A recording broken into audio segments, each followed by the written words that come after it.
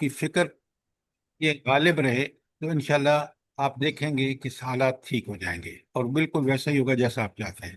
الحمد للہ رب العالمین، صلاۃ والسلام علی رسول النبی الکریم وعلی آلہ واصحابہ اجمعین۔ الحمد للہ، الحمد للہ الذی ہدانا لہذا وما كنا لنهتدی لولا ان هدانا اللہ۔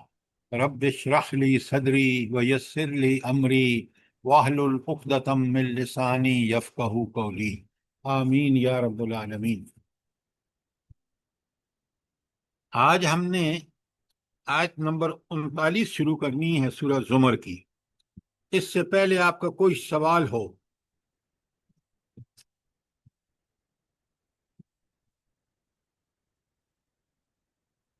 تو اگر میں اختصار کے ساتھ آپ کے سامنے رکھوں تو آیت 1 تا 8 میں قرآن کی بنیادی تعلیم دلائل کے ساتھ پیش کی گئی تھی، میں نے آپ کے سامنے وہ چیزیں بیان کی تھی۔ دوسرے نمبر پر اگلی آیت 9 سے 20 تک دونوں گروہوں کا فرق واضح کر دیا ہے، اللہ نے صاف صاف بتا دیا یہ وہ گروہ ہے جو اللہ کا فرمانبردار ہر لحاظ سے، جس کا حکم دیا کرتے ہیں، جس کا منع کیا اس سے رک جاتے ہیں، ان کا کتنا دنیا اور آخرت میں بہترین انجام ہوگا۔ دنیا میں ان کو شرح صدر ہوگا کہ جو کچھ کر رہے ہیں وہ اللہ جس نے دنیا بنائی ہے جو طریقہ بتایا اسی کے مطابق کرنا۔ اور دوسرا گروہ جو اس کا باغی ہے، جس نے اللہ کا اس کو انکار کیا، تکبر سے جھٹلا دیا، اس کا کیا دنیا اور آخرت میں انجام ہوگا اللہ نے کھول کے بتا دیا۔ اب آپ دیکھ رہے ہیں کہ قرآن نے کس طرح اس خوش قسمت گروہ کا ذکر کیا جو اللہ کا تابع فرمان ہے، اور اللہ نے کس طرح اس کا غضب ٹپک رہا ہے، اس بھڑک رہا ہے ان لوگوں پر جنہوں نے اللہ کی اس دیے ہوئے نظام جس کے لیے اس نے انبیاء بھیجے، کتب نازل فرمائی، ان کا کیا حشر ہوگا۔ اس کے بعد ہم جو چل رہے ہیں اس وقت 39 میں، یہ آیت 36 سے 52 کا بیان ہے، اور اس میں یہ بات سمجھائی گئی ہے کہ توحید ابھر کر سامنے آتی ہے اور ایمان لانے کا ولولہ پیدا ہوتا ہے۔ ایمان لانے کا ولولے کا مطلب یہ ہے کہ ایمان وہ جو ایمان یقین والا ہو کہ اللہ، رسول، آخرت وہی پیش نظر رہے ہر کام کرتے ہیں، کیوں وہ اس کا نتیجہ دائمی اور ابدی ہوگا اور یہ دنیا عارضی ہے۔ والآخرۃ خیر و ابقا، آخرت بہترین بھی ہے، دنیا کے معاملات میں کوئی اس کا وہ نہیں ہے مقابلہ، اور وابقا اور باقی رہنے والی ہے ہمیشہ کے لیے۔ تو یہ تھا اختصار کے ساتھ۔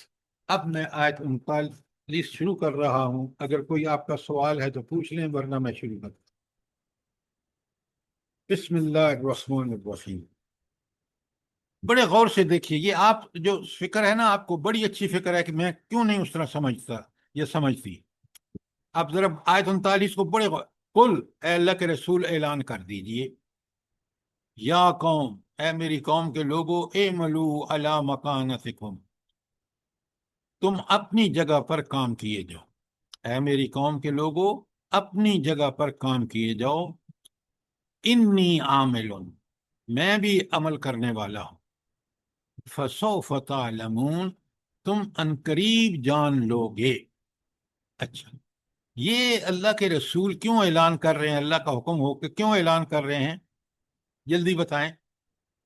آیت کا دیکھیں نا، میں اس پہ سوچوں، اللہ نے دماغ دیا ہے، آپ بھی سوچیں۔ سب سے پہلی بات کہ اللہ مومنوں کو کہہ رہا ہے کہ دنیا امتحان ہے، تم عمل کرو۔ اس عمل جو قرآن اور سنت پر ٹھیک ٹھیک عمل کرو گے، جو تکلیفیں اٹھاؤ گے، جو مشکلات آئیں گی، جو ان کو انگیز کرو گے، جو تم صبر کرو گے، جو تم دوسروں کو دعوت دو گے، اس کا نتیجہ قیامت کے دن تمہارے سامنے آئے گا۔ لہٰذا دنیا میں تمہارا کام ایک ہے کہ اس آزمائش، اس امتحان میں عمل کیے جاؤ۔ عمل کس پر؟ اللہ کی احکامات پر۔ جس کا کرنے کا حکم دیا کرو، جس سے منع کیا رک جاؤ۔ اور نبی سب سے پہلا، انا اول المسلمین، میں سب سے پہلا مسلمان ہوں، فرمان بردار اللہ کا جو وحی آتی ہے تو پہلے میں خود مانتا ہوں۔ تو فسوف تعلمون دو لفظ ہیں، تمہیں لگ پتہ جائے گا جب موت کے فرشتے آئیں گے نا، اگر تم نیک ہو تو کس طرح ادب سے پیش آئیں گے، کس طرح تمہاری جان نکالیں گے، کس طرح تمہیں برزخ میں سکون اور اطمینان ہوگا، اللہ تعالیٰ جنت سے کھڑکی کھول دیں گے قبر میں، اور پھر کیسا آسان ہوگا میدان حشر میں پہنچنا۔ سب آپ کیونکہ قرآن پڑھ چکے ہیں، پتہ ہے، سمجھ ہے، اور ان چیزوں میں اس وقت پریشان نہیں ہوں گے۔ کافر انتہائی پریشان ہو، کیوں؟ اس کا یقین ہی نہیں تھا، اس نے کبھی قرآن پڑھا ہی نہیں۔ لہذا تم عمل کیے جاؤ، اور نبی کو بھی کہا آپ بھی عمل کیے جائیں۔ اس کا مطلب یہ ہے کہ یہاں مشرکین کو کہا کہ کر لو جو کچھ کرنا ہے۔ آپ مسلمان کا کام کیا ہے، میرا اور آپ کا کام کیا ہے؟ ہم اللہ کے دین پر جو بھی کر رہا ہے نا، نیتن ہو کر رہا ہے، ٹرمپ کر رہا ہے، انشاءاللہ وہ اللہ کی گرفت سے باہر نہیں ہے۔ وہ تو امتحان تھا ہمارا امت مسلمہ کا۔ یہ حکمران جو اکڑے پھرتے ہیں، آپ دیکھیں غزہ پہ قبضہ ہو گیا اور کسی کے کان پر جوں بھی نہیں رینگی، اتنے خائف ہیں یہودیوں سے۔ اللہ کہتے ہیں مجھ سے ڈرو، وخفخشونی، مجھ سے ڈرو، لوگوں سے مت ڈرو۔ تو اللہ کہہ رہا ہے کہ دنیا میں چند روز امتحان ہے، ڈٹ کے عمل کرو، اور جب موت آئے گی تمہیں پتہ لگ جائے گا کہ اللہ کا نبی، اللہ کی کتابیں کتنی برحق ہیں۔ لہذا آپ کا اور میرا، یہاں مجھے اللہ اور آپ، اللہ نے ہمیں، آپ کو اور مجھے صاف صاف بتا دیا کہ تمہارا کام کیا ہے اس امتحان میں، کہ اللہ کے احکامات کی پابندی کرو۔ اور پھر تم دیکھنا کہ، اور اللہ کے دیکھیں نا، اب ہم اس وقت اگر پاکستان میں اللہ کے حکم پہ چل رہے ہوتے تو یقین مانے آج ہمارا یہ حال نہ ہو۔ ہم جس طرح شیطان کے شکنجے میں اور جس طرح طاغوت کے پیچھے چل رہے ہیں، اللہ کے غضب کے مستحق ہیں۔ یہ بات آپ سمجھیں اچھی طرح، کیوں؟ اللہ نے گارنٹی دی ہے اس قوم کو، اس فرد کو جو اللہ کے دین پر ٹھیک ٹھیک عمل کرتا ہے، اور جو اس کی اللہ کی بات کو رد کرتا ہے اس کا بڑا برا انجام ہے۔ آپ پڑھ چکے ہیں اور آگے پڑھیں گے۔ تو آپ نے دیکھا کہ اللہ تعالیٰ کا میرے اور آپ کے لیے کیا حکم ہے ہر قسم کے حالات میں، کہ ہم اللہ کے حکم کی پابندی کریں، قرآن و سنت کی پابندی کریں، اور جب وقت آخرت کا آئے گا تو سب پتہ چل جائے گا، کافروں کو بھی پتہ چل جائے گا کہ وہ غلط کر رہے تھے، اور مومنوں کو پتہ چل جائے گا کہ وہ بالکل ٹھیک کر رہے تھے، اس اللہ کے حکم قرآن و سنت پہ چل رہے تھے۔ یہ تھی آیت 39۔ کوئی سوال؟ اب اللہ کے اگلی آیت 40 میں بڑے غور سے دیکھیں۔ وہ جو اللہ کے نافرمان ہیں نا، تکبر کرتے ہیں کہ اللہ کون ہوتا ہے، ہم اپنی مرضی کریں گے، نعوذ باللہ۔ اللہ نے آپ کو پیدا کیا، آپ کی زندگی موت اس کے ہاتھ میں ہے، اس کو آپ یہ سمجھتے ہیں کتنا بڑا جرم ہے کہ اس نے تھوڑی سی آزادی دی ہے، اور میں اور آپ اس آزادی کا اتنا غلط استعمال کریں، جہالت کی انتہا ہے۔ اللہ کہتے ہیں من یاتی ہے عذاب یخزی ہے، تو قیامت کا جب عذاب آئے گا نا، تو اللہ کہتے ہیں ان قریب معلوم ہو جائے گا کہ کس پر رسوا کن عذاب آتا ہے۔ اب یہ اللہ نے کھول کے بتا دیا ہے کہ رسوا کن عذاب ان لوگوں کے لیے جو منکر ہیں، جو کافر ہیں۔ جب اللہ ایک بات کہتے ہیں تو اللہ کی بات سے برحق کسی اور کی بات ہو سکتی ہے؟ وہ ایبسولوٹ ٹروتھ ہے، وہ برحق ہے، تو عذاب ان پر آ کے رہے گا۔ اور آپ سورہ جب آپ پڑھتے ہیں نا، آج وہ تہجد، اس میں اپنا ان عذاب کا بالکفار ملحق، کہاں پڑھتے ہیں آپ؟ جلدی بتائیں۔ دعائے قنوت میں۔ ہاں، دعائے قنوت میں، کیا بات ہے! آپ کہتے ہیں اللہ تیرا عذاب تو کافروں کو ساتھ جڑا ہوا ہے، تو میں یاتی ہے عذاب یخزی ہے، تو تمہیں لگ پتہ جائے گا کہ کس پر رسوا کن عذاب آتا ہے۔ اور پھر آگے دیکھیں دوسرے ٹکڑے میں وَيَحِلُّ عَلَيْهِ عَذَابٌ مُقِيمٌ، اور کس پر وہ عذاب آتا ہے جو ٹل نہیں سکتا، کوئی اس کو ٹال نہیں سکتا۔ اسی پر ٹلے گا جس نے دنیا میں اللہ کے حکم کے مطابق اس کتاب کی پیروی کی ہوگی۔ آپ کو پتہ ہے جب سورہ واقعہ میں، یہ غالباً چوتھا رکوع ہے، جب اللہ تعالیٰ نے واقعہ بیان کیا ہے ابلیس حضرت آدم علیہ السلام کا، صاف صاف بتا دیا کہ اب جو ہدایت آئے گی اس کی جو پیروی کرے گا وہ اس جنت میں آئے گا، جو اس کو ریجیکٹ کرے گا وہ جہنم میں جائے گا۔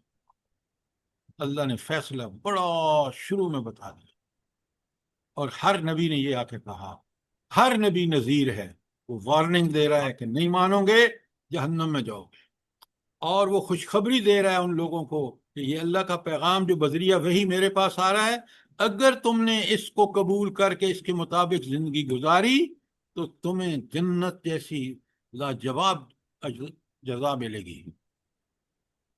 تو آپ نے دیکھا کہ آیت 40 میں کس قدر انسانوں کو اس عذاب سے ڈرایا ہے۔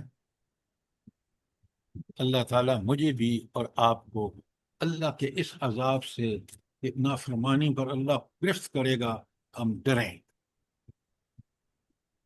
اچھا، اب دیکھیں قرآن کتنا مربوط ہے۔ کل آپ نے پڑھنا کہ ہم رنگ ہیں، وہاں تو ڈرایا نا اس عذاب سے، اب یہاں بتایا آیت 41 میں اللہ فرماتے ہیں ان انزلنا الیک الکتاب للناس بالحق، یہ ہم نے یہ سب انسانوں کے لیے کتاب پر حق تم پر نازل کی ہے۔ اللہ، اس کا مطلب ہے کہ اب حق کہاں ملے گا؟ جلدی بتائیں۔ قرآن میں۔ اس قرآن میں، اس اللہ کی کتاب میں، اس اب حق کے لیے صرف اور صرف کائنات میں ایک اللہ کی کتاب ہے۔ اگر اس کے مطابق بات ہے تو حق ہے، اس سے ہٹی ہوئی بات ہے تو جتنی ہٹی ہوئی ہے اتنی ہی نہ حق اور باطل ہے۔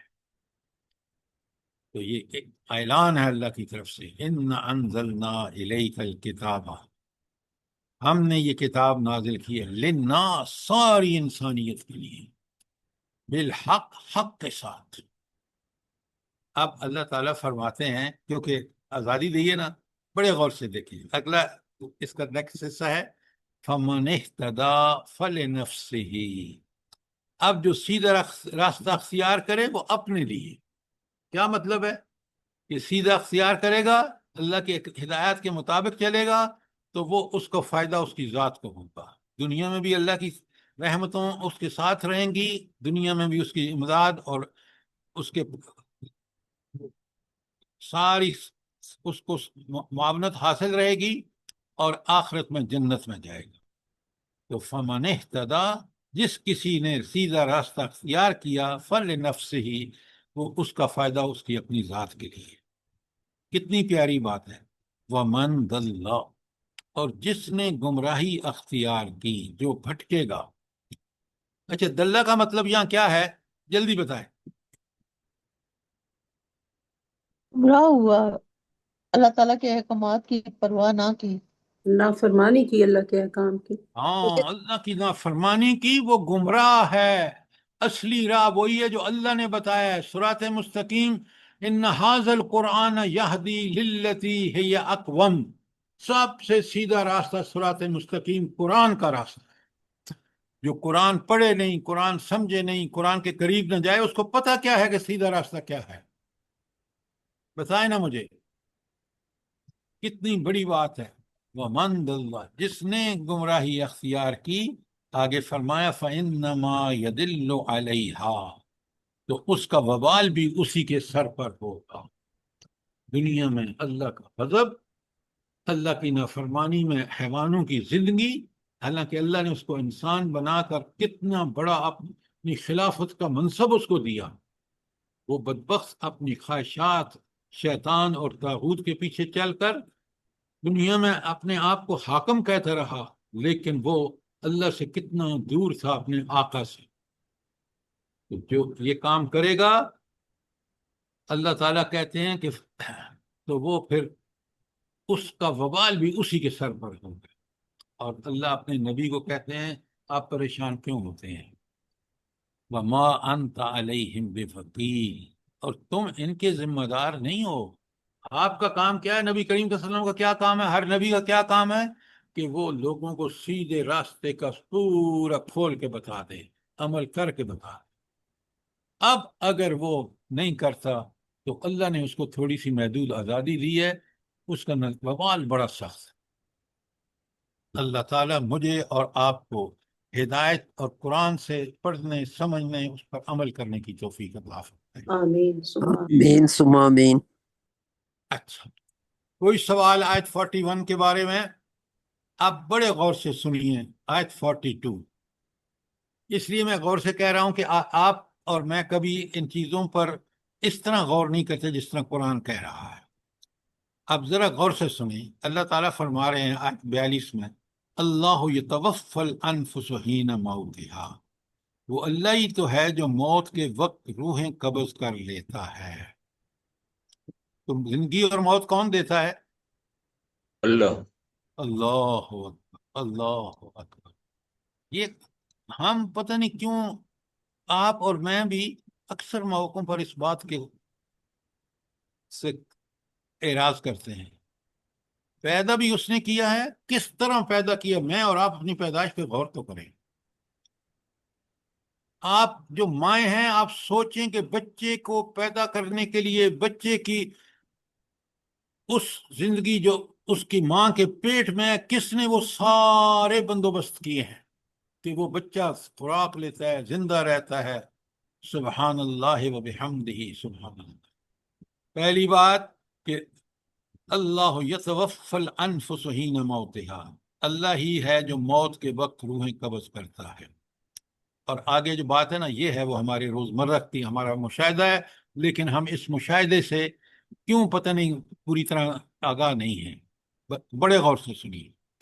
والتی لم تمت فی منامہا، جو ابھی مرا نہیں ہے تو اس کی نیند میں کیا ہوتا ہے؟ ہاں، والتی، اور جو شخص لم تمت مرا نہیں فی منامہا اپنی موت میں، وَيُمْسِكُ الَّتِي قَضَىٰ عَلَيْهَا الْمَوْتِ، اور پھر جو موت کا فیصلہ نافذ ہوتا ہے اللہ کی طرف سے تو وہ روک لیتا ہے. وَيُرْسِلُ الْأُخْرَى إِلَىٰ أَجَلٍ مُّسَمًّى، اور دوسری روحوں کو ایک مقررہ وقت کے لیے اللہ واپس بھیج دیتا ہے. اچھا، اب ذرا بڑے غور سے سنیے، یہ بات آپ کو سمجھ آ جائے گی. آپ مجھے بتائیں موت میں ہوتا کیا ہے بھلا؟ روح جسم سے پرماننٹلی الگ ہو جاتی ہے ہمیشہ کے لیے، اور انسان گیا، ختم ہو گیا. ساری سوچ سمجھ سوجھ بوجھ عمل یہ وہ ختم. کیوں؟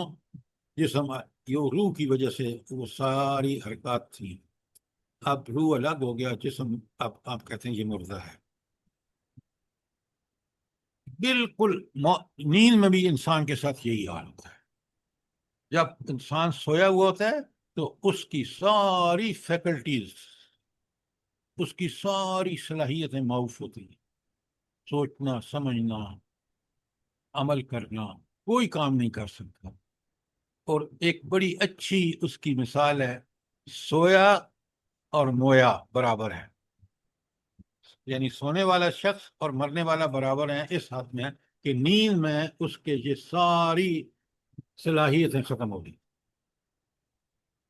وہ بالکل مردے کی طرح ہے کہ جس طرح مردے کے اندر نہ احساس و شعور ہے، نہ ادراک ہے، نہ اختیار ہے اور نہ ارادہ ہے. یہ ساری چیزیں مردے کے اندر بھی نہیں ہوتی. اس لیے روزانہ ہم مرتے بھی ہیں، اور پھر اللہ اگر چاہتا ہے ہماری روح واپس آ جاتی ہے تو ہم زندہ ہو جاتے ہیں. اچھا، اس کے لیے ایک بڑی پیاری دعا ہے، چھوٹی سی، جو سوتے میں آپ پڑھ لینا تو آپ بالکل اس بات کو اپنے ذہن میں تازہ کر لیتے ہیں. وہ دعا کیا ہے بلا جلدی بتائیں. اللہم بسمک اللهم آموت بسمك واحیا. أموت وأحيا. آپ یہ سمجھ کے پڑھ کے ہیں جب سونے لگتے ہیں اللہم بسمک اموت و احیا، اے یہ اللہ میں سب تیرے نام سے مرتا ہوں اور زندہ ہوتا ہوں. تو نیند موت ہے، اور دوبارہ اللہ تعالیٰ اجازت دے دے روح کو واپس آنے کی تو وہ زندگی ہے، نہیں آ دے تو موت، پھر وہ مردہ ہی مر گیا. تو یہ دعا اگر سوچ کے پڑھتے ہیں آپ کہ میں اب جب سونے جا رہا ہوں تو میں اس کے حکم سے سو رہا ہوں اور اسی کے حکم سے اٹھوں گا، اگر اس کا حکم نہیں ہوگا تو میں نہیں اٹھوں گا. کتنا بڑا انسان کو یہ دعائیں چند الفاظ ہیں لیکن کتنے انسان کو اس بات کا احساس دلاتے ہیں کہ تو اپنے رب پر کس قدر تیرا انحصار ہے. وہ سانس دے، وہ روح کو واپس بھیجے تو ٹھیک، نہ بھیجے وہ اس کی مرضی ہے. کتنا میرا رب کا میرے اوپر کنٹرول ہے. سر جب سو کے اٹھتے ہیں تو پھر بھی دعا پڑھتے ہیں، اس میں بھی یہی ہے الحمدللہ الحمدللہ الذی الذی احیانا بعد ما باتنا. احیانا بعد اماتنا. دیکھیں دونوں، سوتے وقت بھی اور جاگتے وقت بھی، موت اور زندگی اس کے ہاتھ میں ہے. کبھی آپ اور میں اگر سوچ کے یہ پڑھیں، یقین مانیں، اے ہائے، آپ جب تہجد میں اٹھتے ہیں نا، یقین مانیں اس وقت انسان صرف یہی کہہ سکتا ہے الحمدللہ الذی ہدانا لہذا وما كنا لنهتدی لولا ان هدانا. نیند اتنی غالب، لیکن اللہ کا کرم دیکھیں، اس کی یاد میں انسان کس طرح بیدار ہو جاتا ہے، اٹھ کے وضو کر کے پاک کپڑے پاک جگہ، کس طرح صاف ستھرا بن کے پاکیزہ بن کے ظاہری طور پر اور باطنی طور پر جب وہ اللہ کے سے نماز میں دعا وہ فاتحہ پڑھتا ہے، تکبیرات پڑھتا ہے، تسبیحات پڑھتا ہے، تو باطنی کس قدر اگر وہ سمجھ کے کر رہا ہے. تو اللہ تعالیٰ فرماتے ہیں نا، اپنے حضور نبی کریم صلی اللہ علیہ وسلم نے فرمایا کہ کچھ لوگ بغیر حساب و کتاب کے جنت میں جائیں گے. وہ کون لوگ ہوں گے؟ وہ لوگ جو دنیا میں دن میں اللہ کے حکم کے مطابق قرآن و سنت کے مطابق گزارتے ہیں اور رات کو تہجد کے لیے ٹکڑے ہوتے ہیں. اللہ تعالیٰ مجھے بھی اور آپ کو اس کی توفیق عطا فرمائے. آمین ثم آمین. سر جی اللہ کی یاد کے بغیر تو زندگی کچھ بھی نہیں ہے، بالکل. آمین ہاں ثم لیکن آمین. زرتاج صاحبہ یہ مومن اور مومن مردیں اور عورتیں سمجھتی ہیں کہ اس کی زندگی کا سارا دار و مدار اس اللہ پر ہے. اگر اس کو یاد نہیں کیا تو وہ تو حیوان ہے. جس کو بالکل اللہ نے ذہانت، عقل، سمجھ، بوجھ سب کچھ شعور دیا ہے، اس کے شعور کا تقاضا ہے کہ اس رب کے سارے کائنات میں پھیلے ہوئے آیات کائنات خود اپنی ذات کے اندر آیات انفس کو دیکھے تو ذکر کے بغیر اس کی زندگی حیوان کی زندگی ہے. بالکل بالکل. سبحان اللہ. اللہ تعالیٰ مجھے بھی اور آپ کو یہ توفیق دے. آمین ثم آمین. اچھا، اب ذرا غور سے سنیے، آج 42 میں نے پڑھ رہا ہوں، آخر میں اللہ تعالیٰ کہتے ہیں اور آپ نے مجھے سوال کا جواب دینا ہے، ان فی ذالک لآیات لقوم یتفکرون. اس میں نشانیاں ہیں کس کے لیے؟ ان لوگوں کے لیے جو غور و فکر کرتے ہیں. یعنی کس قدر غور و فکر ضروری ہے آپ اندازہ کریں. تو اس پوری آیت میں جو میں نے آپ کے سامنے میں ترجمہ پھر کر دیتا ہوں، اللہ فرماتے ہیں اللہ یستوفی الانفس حین موتہا. اللہ ہی تو ہے جو موت کے وقت روحیں قبض کرتا ہے. والتی لم تمت فی منامہا، اور جو ابھی نہیں مرا ہے فیمسک التی قضا علیہا الموت، اس کی روح نیند میں قبض کر لیتا ہے. پھر وَيُرْسِلُ الْأُخْرَى إِلَىٰ أَجَلٍ مُّسَمًّى، پھر جس پر وہ موت کا فیصلہ نافذ کرتا ہے اسے روک لیتا ہے اور دوسری کی روحیں ایک وقت مقررہ کے لیے واپس بھیج دیتا ہے. اس کے بعد اللہ فرماتا ہے ان فی ذالک لآیات لقوم یتفکرون. تو اس میں بڑی نشانیاں ہیں ان لوگوں کے لیے جو غور و فکر کرتے ہیں. اب کیا نشانیاں ہیں بھلا اس میں؟ جن کی روح اللہ تعالیٰ واپس آیات بھیج دیتے ہیں. انفس ان آیات آفاق. آپ کیوں نہیں سوچتے، کیوں نہیں غور کرتے؟ یہاں اللہ تعالیٰ نے زندگی اور موت کا پورا نقشہ ہمارے سامنے رکھ دیا ہے۔ نیند موت کے مشابہ ہے، تو میں اور آپ اگر جب غور و فکر کریں گے تو ہم سوتے بھی اس کے نام سے ہیں، اٹھتے بھی اس کے نام سے ہیں، اس کے حکم سے ہے، لہٰذا مجھے اور آپ کو غور و فکر کریں گے تو اس ہستی کا حق ادا کرنا چاہیے جس نے ہمیں اپنا خلیفہ بنایا، وہ ساری صلاحیتیں قوتیں دے کر جو ضروری تھی۔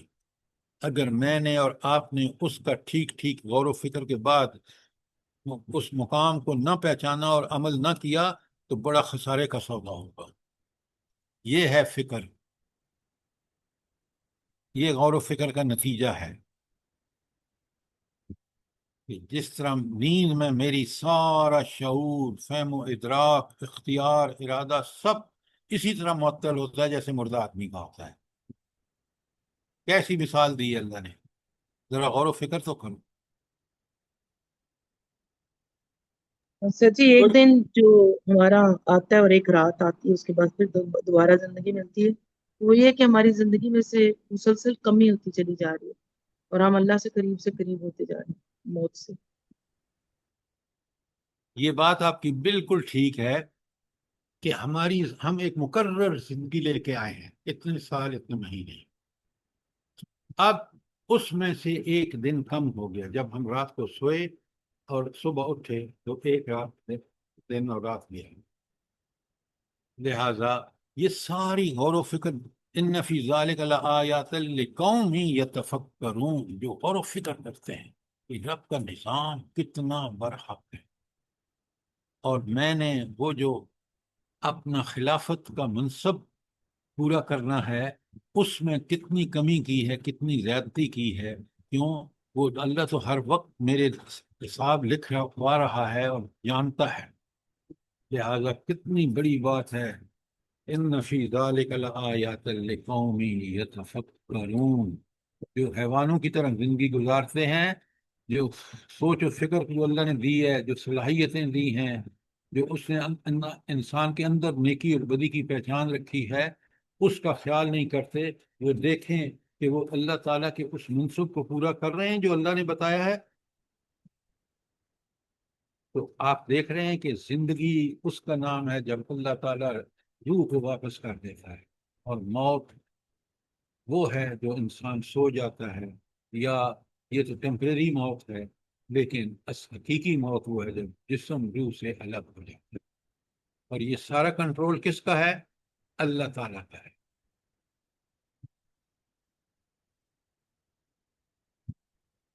اچھا، یہ تھی آیت 42۔ اب ذرا آیت 43 میں آئیے۔ یہاں اگر آپ غور کریں نا، اور غور کرنا چاہیے مجھے اور آپ، کہ اللہ تعالیٰ ان مشرکوں کو کس قدر عقل سے، لاجک سے، دلیل سے ثابت کرتا ہے کہ کتنے بے وقوف ہیں یہ، کہ ان بتوں کی پوجا کر رہے ہیں، ان انسانوں کو جن کے اندر جن کے پاس کوئی اختیار نہیں ہے، اور وہ سمجھے ہوئے کہ یہ ہمیں قیامت کے دن چھڑا لیں گے۔ کوئی چھڑا نہیں سکے گا کسی کو۔ سوچیں ذرا، اللہ فرماتے ہیں آیت 43 میں، ام اتخذوا من دون اللہ شفاء، کیا ان لوگوں نے اللہ تعالیٰ کو چھوڑ کر دوسروں کو اپنا سفارشی یا شفیع بنا رکھا ہے؟ کتنا سوال، کتنا جھوڑنے والا ہے۔ اللہ تو کہتے ہیں کل، اے اللہ کے رسول ان کو بتاؤ، اولو کانوا لا یملکون شیئا، جبکہ ان کا کچھ بھی اختیار نہیں ہے، ولا یعقلون، اور نہ وہ سمجھ رکھتے ہیں۔ بت ہوں یا انسان ہوں جن کو انہوں نے بنا رکھا ہے، فرشتے ہوں، جو بھی ہو مخلوق، اس میں کوئی اختیار نہیں ہے، اور وہ بالکل یہ کس قدر بے وقوف ہیں کہ ان لوگوں میں وہ صفات جو صرف اللہ میں ہیں، وہ ان لوگوں میں سمجھ کر ان کو سمجھ رہے ہیں کہ یہ ہمارے مددگار۔ کیسے مددگار؟ اللہ کہہ رہے ہیں بار بار، دیکھیں رد شرک کے لیے اللہ تعالیٰ کے دلائل ایسے ہیں جو عقل بالکل مانتی ہے۔ لیکن جو قرآن کا انکار کر دے وہ اس کو کیا پتہ چلے گا؟ تو ان کو سفارش کا کوئی اختیار نہیں ہے، نہ وہ یہ چیزیں عقل رکھتی ہیں۔ مٹی کا ہاتھ سے بنائے ہوئے بت کون سا عقل رکھتا ہے؟ اچھا آپ یہ مجھے بتائیں، آپ کو روز کہا گیا ہے اور اللہ کے رسول صلی اللہ علیہ وسلم نے فرمایا کہ یہ انسان کو جو چیز روکے ہوئے نا جنت سے، وہ صرف موت ہے۔ کس انسان کے لیے؟ وہ انسان جو ہر فرض نماز کے بعد آیت الکرسی پڑھتا ہے۔ میں نے آپ کو آیت الکرسی پڑھائی ہے اور میں نے آپ کو بتایا کہ 10 ایسی صفات ہیں وہاں اللہ تعالیٰ کی کہ جو انسان سمجھ کے پڑھے اور اس پہ دن بھر ہر نماز کے بعد جب پڑھتا ہے غور و فکر کرے، یقین مانے وہ اللہ کی نافرمانی کر ہی نہیں سکتا۔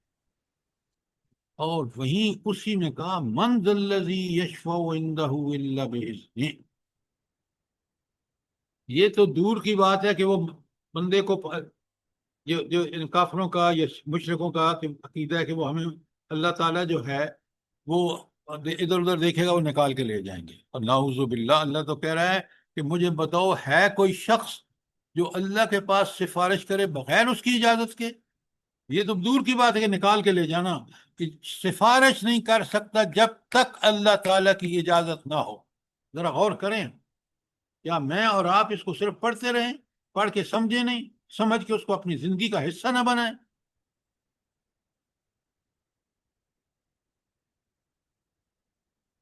یہ جو ہے نا، کل میری ایک بہن نے مجھے کہا کہ میری ان سے گفتگو بھی ہوئی کہ آپ اس طرح مت کہا کریں کہ پڑھنے کا ایسے پڑھنے کا کوئی فائدہ نہیں۔ دیکھیے یہ ایک بات اچھی طرح سمجھیے، پڑھنا بے انتہا ضروری ہے۔ قرآن کو ٹھیک طریقے سے تجوید سے اعراب سے پڑھنا میرا اور آپ کا فرض ہے، نمبر 1۔ نمبر 2، پڑھنا کس لیے؟ پڑھنا صرف اس لیے کہ تاکہ میں اس میں جو احکامات ہیں ان کو سمجھوں، ان کو برحق مانوں، پہلے 100% یقین کہ یہی حق ہے۔ ابھی اوپر پڑھ چکے ہیں آپ کی آیت میں کہ قرآن حق ہے، اور اس پر جب تک میں عمل نہیں کروں گا، یاد رکھیں مجھے کوئی اللہ تعالیٰ اجر نہیں دے گا۔ کیوں؟ اس کو پڑھ کے سمجھ کے عمل کروں گا تو مجھے 1 کی بجائے 10 نیکیاں ملیں گی۔ لیکن ساری زندگی آپ آج دیکھ لیں قرآن پرنٹ کرنے والے، قرآن چھاپنے والے، قرآن تقسیم کرنے والوں کے دن کانوں پر جوں تک نہیں رینگی کہ یہ مسلمان غزہ میں کس اذیتوں کا شکار تھے۔ ہمیں تو حکم ہے کہ ظلم کسی پر بھی ہو رہا ہو، آپ نے اس کی مدد کرنی ہے، مظلوم کا ہاتھ روکنا ہے۔ یہاں تو کہ 1-2 سال تک یہ ظلم جاری اور ساری رہا، اللہ دیکھنا چاہ رہے تھے اور وہ دیکھ رہے تھے کہ ہم کیا کرتے ہیں۔ لہذا اچھی طرح سمجھیے کہ اللہ کے ہاں کوئی سفارش نہیں کر سکتا بغیر اس کی اجازت کے۔ آپ ذرا اس کو اچھی طرح سنیے، آپ فوراً کہہ دیتے ہیں کہ روزہ بھی سفارش کرے گا۔ بھائی روزہ تو اس وقت سفارش کرے گا جب میرے اکاؤنٹ میں کچھ روزے ہوں گے، تو قرآن اس وقت سفارش کرے گا جب اگر میں نے زندگی بھر قرآن کی مخالفت کی تو مجھے بتائیں قرآن کیسے میری سفارش کرے گا؟ اللہ اس کو کیسے اجازت دے گا؟ سب سے پہلے بسم اللہ الرحمن الرحیم۔ اس لیے ہمیں بات پوری طرح کھول کے بتانی چاہیے۔ آج ہمارے ذہنوں میں بالکل گھسا ہوا ہے، لوگ بچے حافظ ہو جاتے ہیں، کتنی بڑی سعادت ہے، لیکن ایک لفظ کا معنی نہیں جانتے، اور پوری زندگی امامت کرتے رہتے ہیں اور قرآن پڑھ کے پڑھتے رہتے ہیں۔ قرآن کا زندگی پر اثر اس وقت ہوتا ہے جب ہم اس کو یقینی برحق مانیں، بے شک یقین کریں اور اس کے مطابق عمل کریں۔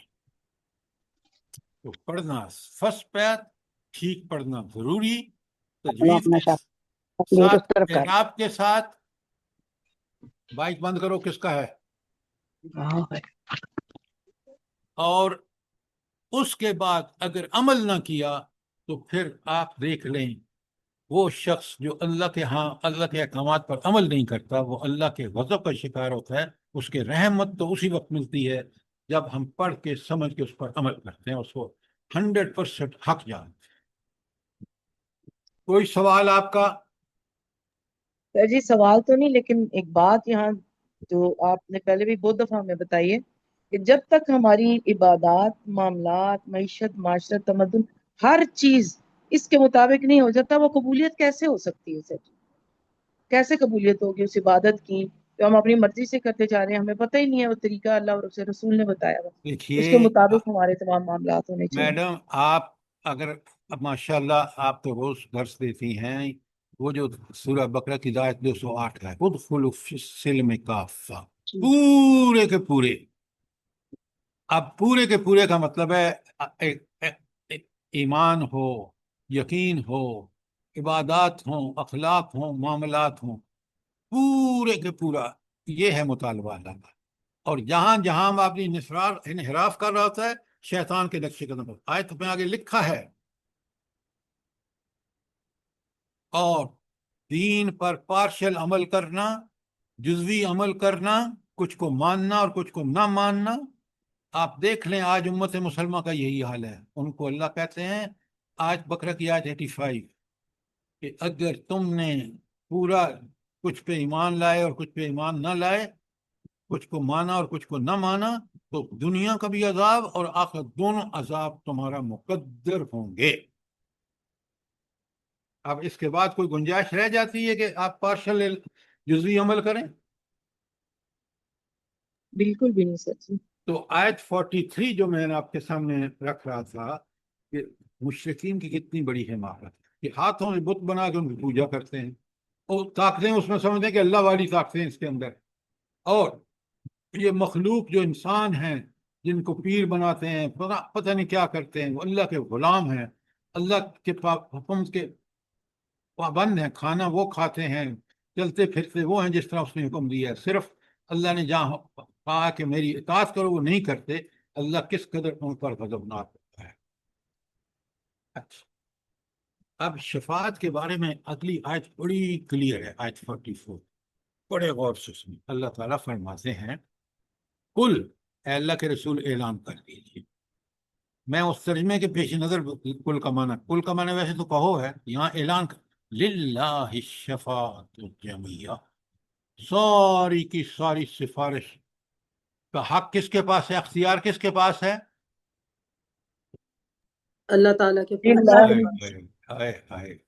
اللہ تعالیٰ کے پاس ہے. اب آپ مجھے بتائیں, یہ جو آپ کو کہتے ہیں ہم چھڑا لیں گے, یا ہم جو مشرک سمجھتے ہیں, کہاں اس کی گنجائش ہے؟ قل للہ الشفاعۃ الجمیع لہو ملک السماوات والارض. اس لیے شفاعت اس کا حق ہے, اختیار ہے کہ وہ ساری زمین و آسمان کا مالک وہ ہے, باقی سب محکوم ہیں, اس کے حکم کے پابند ہیں اگر سمجھیں تو. اور اگر پابندی نہیں کریں گے, اور جو پابندی کریں گے ان کو خوشخبری, جو نہیں کریں گے ان کے لیے انذار. اور آگے ایک بڑی دھمکی دیکھیں, 3 الفاظ ہیں, آیت 44 کو سامنے رکھیں, ثم الیہ ترجعون. اس کا کیا مطلب ہے؟ کہ تمہیں پلٹ کے جانا اس کے پاس ہے. کیا مطلب ہے؟ انذار ہے سر. آخر حاضری اللہ انجام تعالیٰ یہ کے ہوگا دربار پھر. میں ہونی ہے, اپنے اعمال کا دنیا میں حساب. جو مرضی ہے کر لو, اللہ نے تمہیں اختیار دیا ہے محدود کہ مانو نہ مانو, لیکن آؤ گے اسی کے پاس. جب آؤ گے معاملہ وہی ہوگا جو تم نے دنیا میں کارنامے کیے ہیں. کتنی بڑی بات ہے, کاش میں اور آپ قرآن سمجھ کے پڑھیں. بار بار الیہ المصیر ثم الیہ ترجعون, یہ الفاظ کس قدر عام آیات کے آخر میں آئے ہیں. سر حدیث مبارکہ ہے نا کہ جی دنیا آخرت کی کھیتی ہے, جو بوگے وہ وہی کاٹو گے. یہ قرآن دنیا آخرت کے لیے کھیتی ہے, جو بوگے وہی کاٹو گے. قرآن نے یہ بات بڑی کلیئرلی بتائی ہے. دنیا امتحان ہے, دنیا آزمائش ہے, مال و دولت آزمائش، اولاد آزمائش، کوٹیاں آزمائش، عہدے آزمائش، ہر چیز اللہ نے آزمائش کے لیے دی ہے۔ اور یہ بدبخت بندہ جو اللہ کا منکر ہے کہتا ہے یہ تو میرے کمال ہے، میری تو اپنی صلاحیتوں، میری کوشش کا۔ دیکھیں نا قارون کیا کہتا ہے، انما اوتیتہ علی علم عندی، یہ میرے خزانے جو مجھے ملے ہیں یہ میرے عقل کا نتیجہ ہے۔ اور اللہ نے اس کو دھسا دیا زمین میں۔ پڑھیں سورہ قصص کا آخری رکوع، جی سر۔ آپ کو ہوش آ جائے کہ اللہ اس قارون نے کیا کہا اور اللہ جو دینے والا ہے اس نے اس کے ساتھ کیا معاملہ کیا۔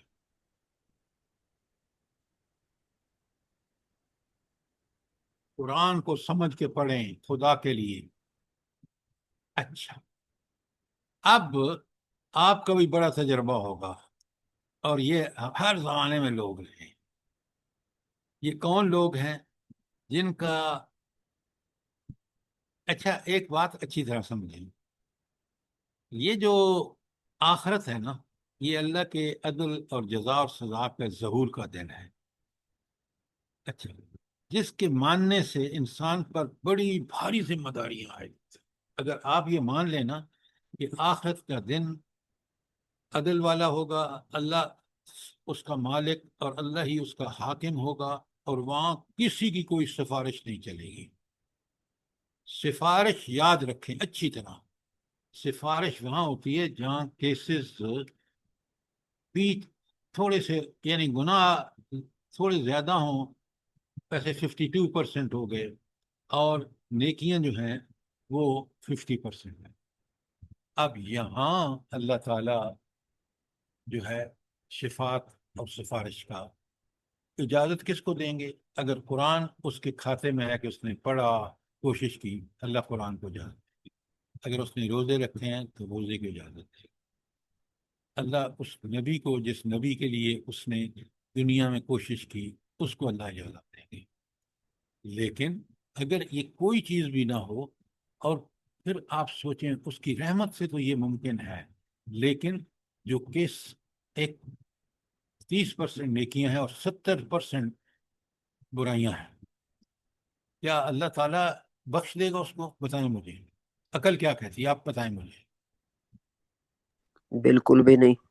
ہاں، اللہ بخش سکتا ہے لیکن نہیں بخشے گا۔ عدل، العدل اس کا نام ہے، وہ سراپا عدل ہے، بالکل نہیں بخشے۔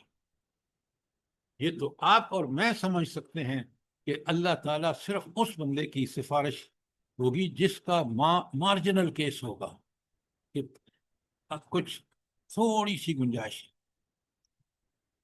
میں آپ کو بتاؤں نا، ہم جب ایگزامینر ہوتے ہیں نا، آپ یقین مانیں ایک آدمی پر اگر 50 مارکس ہیں نا، وہ 48 لے لیتا ہے، تو پھر ہم پتہ کیا کرتے ہیں؟ جلدی بتائیں، آپ میں سے جو ایگزامینر ہیں وہ بتا سکتے ہیں کیا کرتے ہیں پھر؟ ری چیک کیا جاتا ہے سر، کوئی گنجائش نکلتی ہے۔ بالکل، اس کو پہلے 2 کا مارک رزلٹ دے کے دیکھ تو کے اس میں سے ہاں ڈاکٹر صاحب آپ نے بہت اچھی بات کی، ری چیک کرتے ہیں اور پھر دیکھتے ہیں کہیں گنجائش ہے۔ اگر گنجائش ہوتی ہے تھوڑی بہت تو اس نمبر دے کے اس کو 50 کر کے پاس کر دیتے ہیں۔ بالکل یہی ہر ایگزامینر اگر وہ عدل والا ہے تو یہی کرتا ہے۔ اچھا، اب آپ یہ دیکھیں کہ اللہ تعالیٰ کے ہاں بالکل عدل ہوگا، اور ایسے مارجنل کیسز میں اللہ انہی کو اجازت عطا فرمائیں گے جنہوں نے، جس پہ اس نے زیادہ عمل کیا۔ کوئی سوال ہو یہاں پر، شفاعت کے بارے میں بالکل کلیئر ہو جائیے۔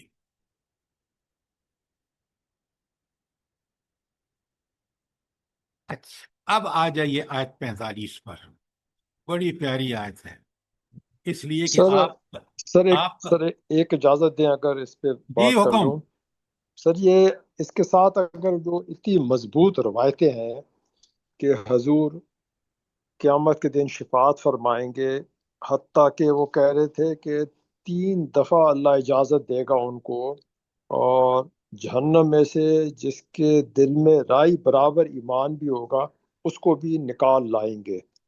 تو یہ روایت غالباً آپ کے علم میں ہے، اگر اس پہ بھی روشنی ڈال لیں اس آیت کے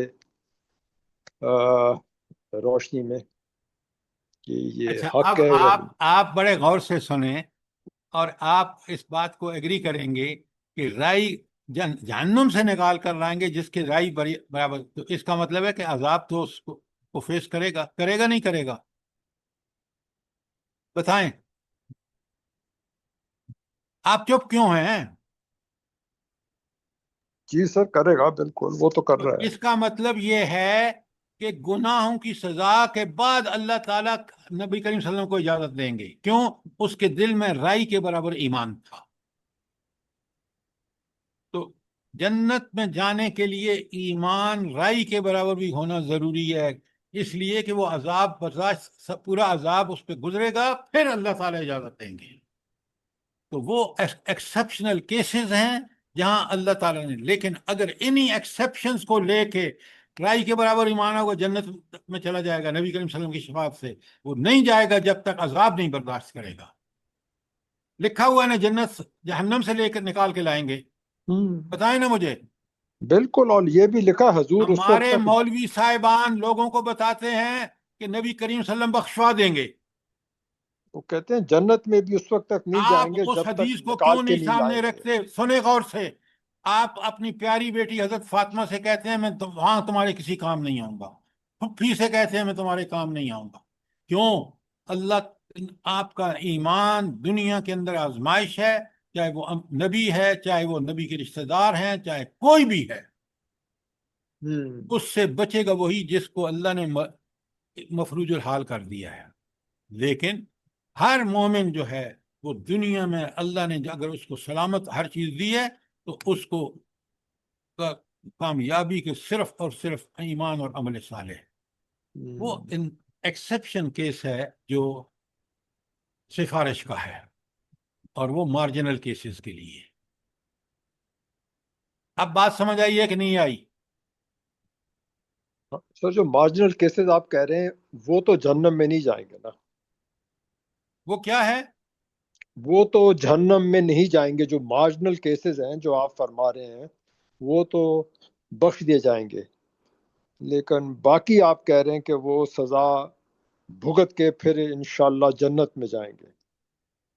تو آپ اس کو اگر یہ بتا دیں لوگوں کو کہ بھائی کوئی ضرورت نہیں ہے، نبی کریم صلی اللہ علیہ وسلم ہر آدمی کو جو گناہ گار ہے اس کو بھی بچوا کر، یہی تو آج مسئلہ ہے امت کا. دن بھر ہم اس کے وہاں سفارش مل جائے گی، اس لیے دن بھر ہم دکاندار ہیں، ریڑھی والے ہیں، جج ہیں، اور اسٹیبلشمنٹ کے لوگ ہیں، سیکٹری ہیں، یہ صحیح یہی حرکت کر رہے ہیں. میں غلط تو نہیں کہہ رہا؟ نہیں سر بالکل. یہود بھی یہی کہتے تھے کہ ہمیں چند دن آگ جلائے گی ٹھیک پھر نہیں ہم لوگ. کہتے تھے، اس کو قرآن نے کہا ہے کہ یہ بکواس کرتے تھے. بالکل بالکل. ورنہ اللہ کہتا ہے کہ پھر موت کی تمنا کریں تو صحیح نہ. ان کو تو زندگی اتنی پیاری ہے گناہوں کی وجہ سے کہ وہ کہتے ہیں موت آئے ہی نہیں. جزاک اللہ. اب ذرا نہیں آج یہ تو جی جی قرآن کہتا ہے نا وَلَن يَتَمَنَّوْا أَبَدًا بِمَا قَدَّمَتْ أَيْدِيهِمْ، وہ اچھا کبھی آپ سنیں ہرگز بھی بات کو. موت کی تمنا نہیں کریں گے. آج 45 آپ کا اور میرا بالکل تجربہ ہے.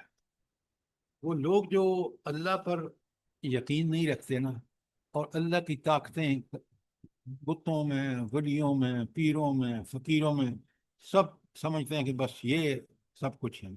ان کا ایک دنیا میں بڑا واضح جو دلیل ہے، جو آپ کی آبزرویشن ہے، وہ یہ ہے وَإِذَا ذُكِرَ اللَّهُ وَحْدَهُ، جب تنہا ایک اللہ تعالیٰ کی جو ذکر کیا جاتا ہے، اشمازت قلوب الذین لا یؤمنون بالآخر، تو ان کے دل کڑنے لگتے ہیں جو آخرت پر ایمان نہیں رکھتے.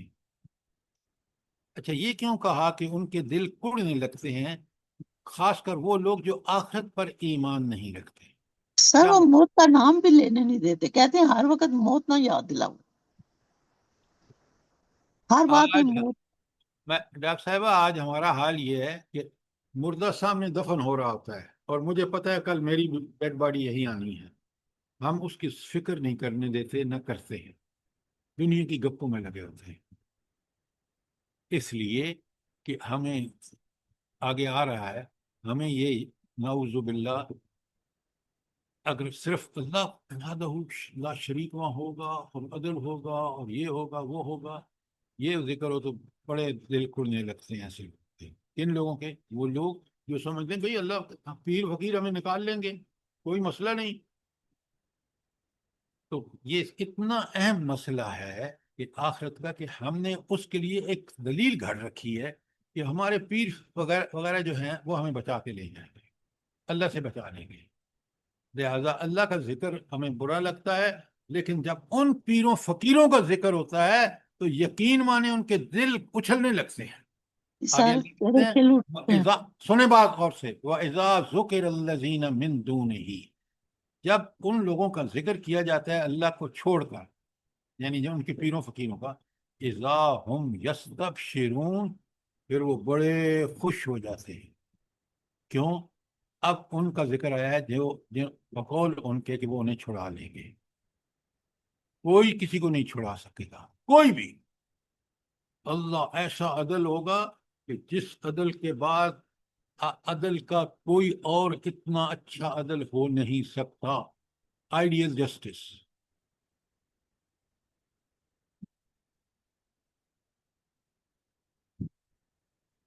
تو آپ نے دیکھا کہ قرآن کس طرح ہمیں بتا رہا ہے کہ یہ جو آخرت کا یقین نہیں رکھتے اور دوسروں اللہ کو چھوڑ کر دوسرے ولی بنا رکھے ہیں، ان کو جب اللہ تنہا اللہ کا ذکر ہوتا ہے تو ان کو اچھا نہیں لگتا، دل میں کہتے ہیں کیا اس اللہ کا ذکر کر رہے ہیں جس کے مقابلے میں ہمارے پیر صاحب یہ کریں گے۔ لیکن جب پیر صاحب کا ذکر ہوتا ہے، ان کے دل بلیوں چھڑ دیتے ہیں، خوش ہو جاتے ہیں۔ اللہ تعالیٰ مجھے بھی اور آپ کو بھی اس حقیقت سے اچھی طرح یقین ہو کہ قیامت آئے گی اور وہاں اللہ تعالیٰ ایسا انصاف فرمائیں گے، کسی کے پاس کوئی طاقت نہیں ہوگی وہاں اللہ تعالیٰ کا مقابلہ کرنے کے لیے۔ جی سر، اللہ تعالیٰ نے بار بار سمجھایا ہے، یا ایھا الانسان ما غرک ما بربک غرک الکریم، بربک الکریم، یا ایک ایھا جگہ نہیں، ڈاکٹر الانسان، صاحبہ قرآن میں کئی جگہ۔ جی، یا ایھا الانسان انک کادح الی ربک کدحا فملاقی لا ترکبن طبقا عن طبق۔ یہ بات آپ کو اس لیے سمجھ ہے کہ آپ قرآن سے ان چیزوں کو دلیل سمجھ کر آپ نے یقین کر لیا ہے اور وہ مقامات خود بخود آپ کو یاد ہو گئے ہیں۔ ذہن میں آتی ہیں باتیں۔ اور اب آئیے اگلی آیت 46 پر۔ اصل بات کیا ہے؟ قل اللہم فاطر السماوات والارض، کہو اے اللہ، اے خدایا آسمان اور زمین کے پیدا کرنے والے، عالم الغیب والشہادہ، حاضر اور غائب کے جاننے والے۔ اب جب یہ یقین میرا ہے کہ زمین و آسمان کو پیدا کرنے والا، حاضر اور غائب کو پوری طرح سمجھنے والا، انت تحکم بین عبادک، تو فیصلہ فرمائے گا اپنے بندوں کے بارے میں، فیما کانوا فیہ یختلفون، ان کے درمیان کس چیز کا فیصلہ ہوگا؟ جس میں وہ اختلاف کرتے رہے۔ حق وہ ہے، حق وہ جانتا ہے، اور جو بھی اختلاف ہے، آج آپ دیکھ رہے ہیں حکومت کچھ کہہ رہی ہے مسجدیں گرانے کے حوالے سے، اور مولوی حضرات کچھ کہہ رہے ہیں، یہ اختلاف ہے۔ قیامت کے دن اللہ تعالیٰ فیصلہ فرما دیں گے کہ کون حق پر تھا، کون باطل تھا۔ اللہ کے واضح احکامات موجود ہیں کہ ایک مسجد جو بن گئی ہے، جہاں نماز ہو رہی ہے، اس کو کوئی گرا نہیں سکتا۔ اب آپ دیکھ لیں ان احکامات، واضح احکامات کے بعد بھی پھر بھی اختلاف ہیں، تو قیامت کا روز اللہ نے اسی رکھا ہے کہ وہ فیصلہ کر کے اور ان کو اس انجام سے دوچار کرے جس کے وہ مستحق ہیں۔ سبحان اللہ و بحمدہ، سبحان اللہ العظیم۔ قیامت اس لیے بھی ضروری ہے کیونکہ دنیا امتحان ہے، تو اس کا نتیجہ اور اس کا انجام سامنے آئے گا جب قیامت برپا ہوگی۔ تو سر یہ والی آیت حضور پاک تہجد کی نماز شروع کرتے ہوئے پڑھتے تھے نا؟ آپ ذرا زور سے بات کریں۔ سر حضور پاک جب تہجد کی نماز شروع کرتے تھے یہ والی آیت پڑھتے تھے شروع میں، اللہم فاطر السماوات والارض واختلاف اللیل والنہار نہیں وہ تھا یہی والی آیت بھی یہ تھی وہ نبی تھے، ان کو پتہ تھا، ان کو نہیں اللہ نے مشاہدات کرائے تھے کہ اللہ کائنات اور زمین، پوری زمین و آسمان کا مالک ہے۔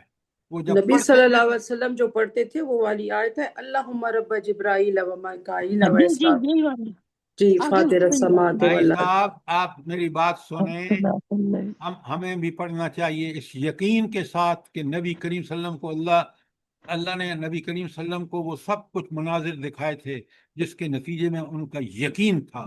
میرا اور آپ کا بھی یقین ہونا چاہیے، اور جب پڑھیں اس یقین کے ساتھ پڑھیں۔ آیت 47، آپ سنیں کیا جہنم کا منظر آپ کے سامنے ہے۔ وَلَوْ أَنَّ لِلَّذِينَ ظَلَمُوا مَا فِي الْأَرْضِ جَمِيعًا، اگر ان ظالموں کے پاس زمین و آسمان کی ساری دولت بھی ہو، وَمِثْلَهُ مَعَهُ، اور اتنی ہی اور بھی، زمین و آسمان کی دولت کم تو نہیں ہے نا، اتنی اور بھی، لَافْتَدَوْا، اور وہ فدیہ دیں، بِهِ، من سوء العذاب یوم القیامہ، کہ قیامت کے دن عذاب سے بچنے کے لیے پوری زمین کی دولت اور اس کے جتنی اور ہے وہ بھی ساری کی ساری دیں، پھر بھی نہیں چھوٹ سکتے۔ اب بتائیں کہ اللہ تعالیٰ کے اس عذاب سے جو دنیا میں انسان کا کرتوت کر رہا ہے، بچنا ناممکن ہے۔ یہ ہے میسج۔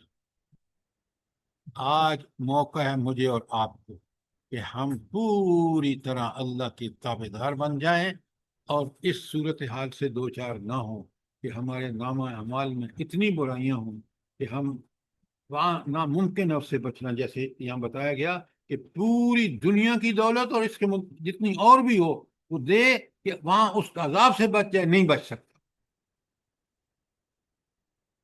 اللہ اکبر۔ اور اللہ تعالیٰ فرماتے ہیں وَبَدَا لَهُمْ من اللہ ما لم یکونوا یحتسبون، وہاں اللہ کی طرف سے ان کے سامنے وہ کچھ آئے گا جس کا انہوں نے کبھی اندازہ ہی نہیں کیا۔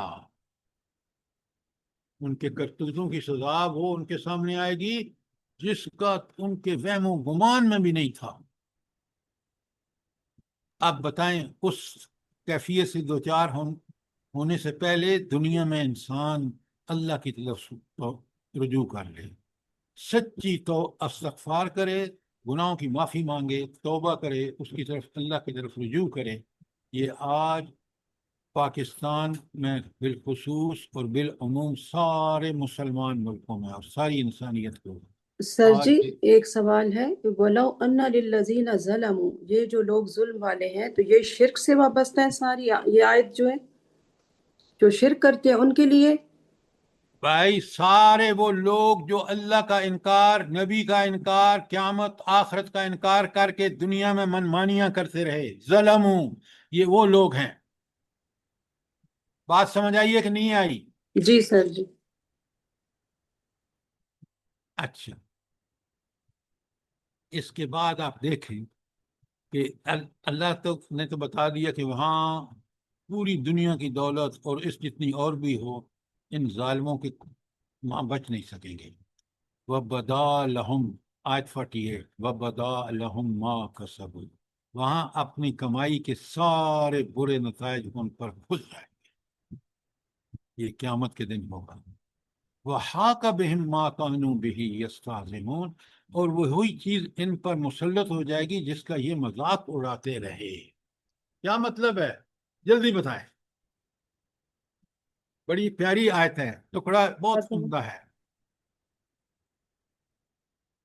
وہ جو انبیاء کہتے تھے نا کہ موت آئے گی، ہو بھائی کہاں سے موت آئے گی؟ ہمارے باپ دادا پڑے ہوئے ہیں وہاں ہزاروں سالوں سے، کوئی موت ان کو قیامت تو آئی نہیں ہے، لہذا موت کا تو وہ منکر نہیں ہو سکتے تھے کیونکہ ان سب مرے ہیں ان کے سامنے، لیکن قیامت کے وہ منکر تھے۔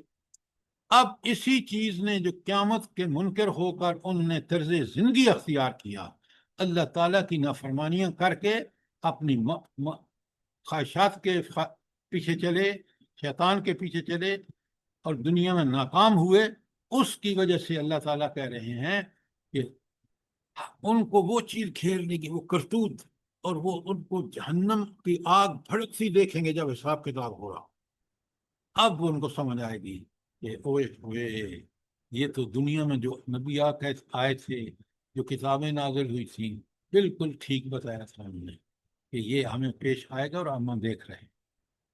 अल्लाह ताला मुझे भी और आपको भी इसकी तौफीक अता फरमाए कि हम आज उन मनाजिर को जो आमीन कुरान पेश कर रहे हैं उनको बरहक जानकर अल्लाह की इताअत का हक अदा करें, रसूलुल्लाह सल्लल्लाहु अलैहि वसल्लम के तरीके पर चलें, आमीन कामत आमीन को पेश सुम्मा नजर आमीन रख के जिंदगी गुजारें। आमीन। सर जी मेरा जिस्म तो जी पसीने पसीने हो गया इस खौफ से। जी सर, हर रोज जो हम पढ़ते हैं उसका खुलासा यही होता है कि जिसने अल्लाह की नाफरमानी की, मनमानी पे चला अपने ख्वाहिशात के मुताबिक, उसका ये अंजाम होना है। हर रोज यही पढ़ते हैं हम, खुलासा अगर किया जाए तो। लेकिन ये सारी आयतें इसलिए कुरान में बार बार अल्लाह समझाते हैं कि ताकि हम रिफ्रेश होते रहें, हमारे दिल में ये ईमान, ये जन्नत जहन्नम की चीज़ें ताज़ा होती रहें, जी ताकि सर। हम डट के जम के और उस दिन के इंतज़ार में नेकियां करते रहें जब तक जिंदगी है। याद दहानी रहे। तो आज हम आयत 48 पे रुक जाते हैं, टाइम ख़त्म हो गया है। इंशाल्लाह कल से आयत 49। अच्छा, मैं सोच रहा था कि इसके बाद हम अगर 3 आखिरी सूरतें, सूरह इखलास, सूरह फलक और सूरह नास कर गए तो कैसा रहेगा? जी सर, बिल्कुल सही है। ठीक है सर जी, इंशाल्लाह कल तो जी हदीस सर, की क्लास है, ये कल भी संडे ठीक है। है। सर चारों कुल कर दें ना, जी, सर चारों कुल कर दें फिर। चारों कर लेंगे, जज़ाकल्लाह। नहीं सर बहुत जी, अच्छा। कल हदीस की क्लास है ना। नहीं नहीं, कल की बात नहीं, मैं इसके अभी तो ख़त्म नहीं हुई ना।